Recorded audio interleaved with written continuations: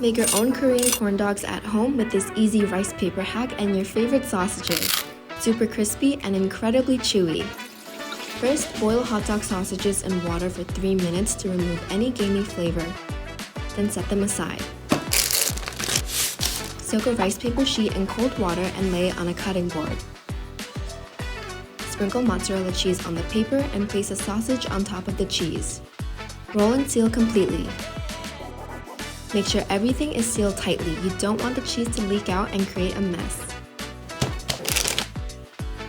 Coat the sausage roll with Korean frying mix to help the egg stick to the surface.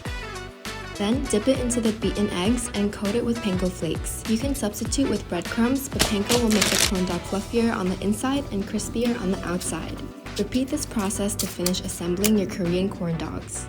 Heat the oil until you hear a sizzle when a wooden stick is placed in the pan. Add the corn dogs and fry until the surface becomes golden and crispy. After frying, insert a wooden chopstick into each corn dog to make the handle.